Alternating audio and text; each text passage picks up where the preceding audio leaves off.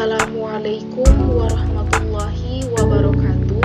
Saya Rafida Ulfa dari kelas 1B jurusan Tadris IPS. Di sini saya akan memenuhi tugas pengantar sejarah dari Bapak Nurdiansyah.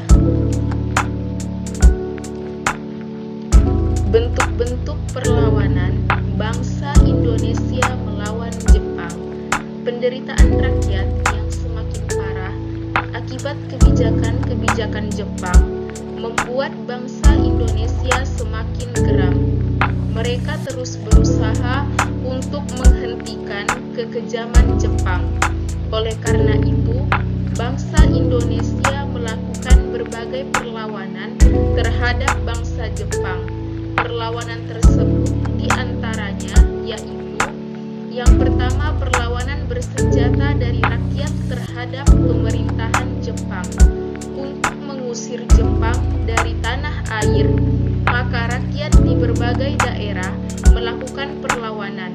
Adapun perlawanan tersebut diantaranya yaitu: 1. Perlawanan di Aceh.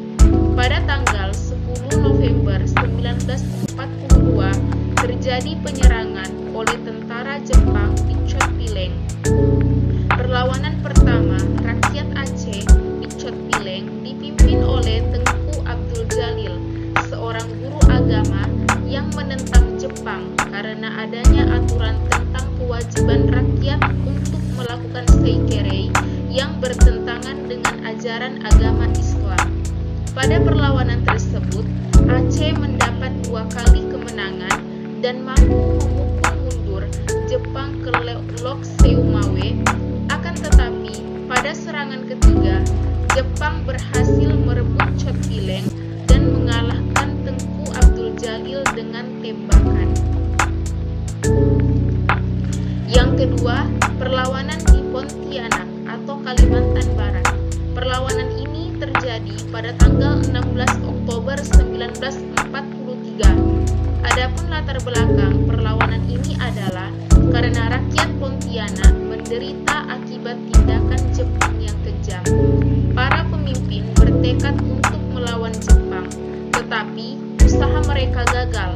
Hal tersebut dikarenakan sebelum perlawanan rakyat meluas, pihak Jepang telah mengetahui rencana adanya perlawanan dan telah menyusupkan mata-mata ke dalam organisasi perlawanan rakyat tersebut. Yang ketiga, perlawanan di Singaparna.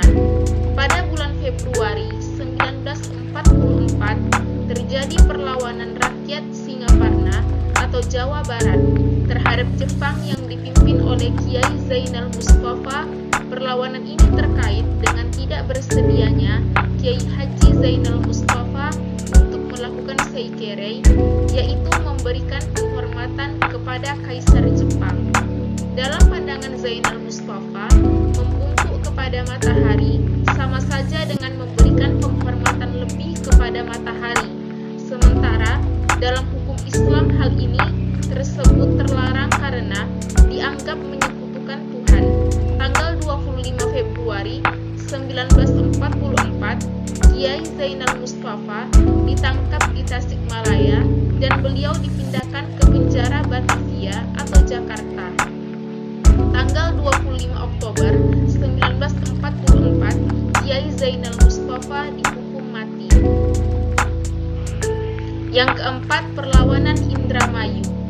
Di daerah Indramayu juga terjadi beberapa kali perlawanan terhadap Jepang. Perlawanan tersebut terjadi pada bulan April dan Juli pada tahun 1944. Berikut kedua perlawanan yang terjadi di daerah Indramayu. 1. Di Indramayu pada bulan April 1944, tepatnya Desa Kaplongan, Distrik Karangampel, rakyat bangkit melawan tentara Jepang. Alasan perlawanan tersebut yaitu melawan kekejaman Jepang terhadap penduduk. 2. Pada tanggal 30 Juli 1944 terjadi perlawanan rakyat di Desa Cidempet, Kecamatan Loh Bener, Indramayu. Perlawanan ini dipimpin oleh Haji Madrias, Darini, Surat, Tasiyah, dan Haji Kartiwa. Penyebab perlawanan ini adalah cara pengambilan pribadi milik rakyat yang dilakukan Jepang dengan kejam. Perlawanan rakyat dapat dipadamkan secara kejam dan para pemimpin perlawanan ditangkap oleh Jepang. Yang kelima, perlawanan di Sulawesi Selatan. Perlawanan rakyat di Sulawesi Selatan terhadap pendudukan Jepang dikenal dengan nama peristiwa Undra. Karena peristiwa tersebut terjadi di desa Undra, rakyat dipimpin oleh Haji Temale yang tidak dapat menahan lagi kemarahan akibat kekejaman yang dilakukan oleh tentara Jepang. Yang keenam, perlawanan Biak. Rakyat Biak Irian Barat melakukan perlawanan terhadap tentara Jepang melalui gerakan Koreri di Biak yang dipimpin oleh El Rumkorem. Adapun latar belakang perlawanan rakyat Biak ini disebabkan oleh penderitaan rakyat yang diperlakukan sebagai budak dan kekejaman yang dilakukan oleh Jepang. Dalam perlawanan di Biak, banyak rakyat yang menjadi korban. Akan tetapi, karena perlawanan rakyat yang gigih, rakyat pun berhasil membuat pasukan Jepang meninggalkan Pulau Biak. Yang kedua, perlawanan bersenjata yang dilakukan PETA. Kekejaman bangsa Jepang telah membuat rakyat sangat menderita. Para anggota PETA pun berusaha untuk melakukan perlawanan terhadap kekejaman bangsa Jepang tersebut. Perlawanan tersebut dilakukan oleh berbagai anggota PETA di beberapa wilayah Indonesia, di antaranya yaitu 1. Perlawanan di Meureudu, Aceh. Perlawanan ini terjadi pada bulan November tahun 1944. Adapun perlawanan ini dilatar belakangi oleh sikap Jepang yang angkuh dan kejam terhadap rakyat pada umumnya dan prajurit Indonesia pada khususnya.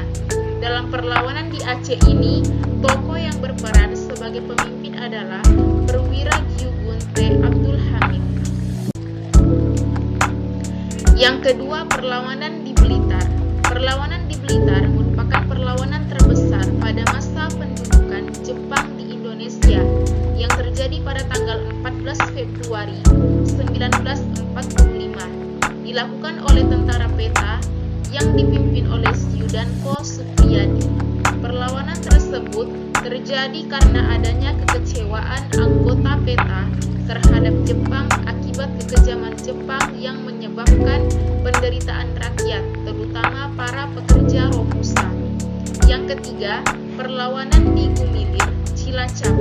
Perlawanan ini dipimpin oleh pemimpin regu atau Bundanko Kusairi bersama rekan-rekannya. Perlawanan yang direncanakan dimulai tanggal 21 April 1945 ini diketahui Jepang, sehingga Kusairi ditangkap pada tanggal 25 April 1945. Kusairi divonis hukuman mati, tetapi tidak terlaksana karena Jepang terdesak oleh sekutu. Cukup sekian penjelasan dari saya. Wassalamualaikum warahmatullahi wabarakatuh.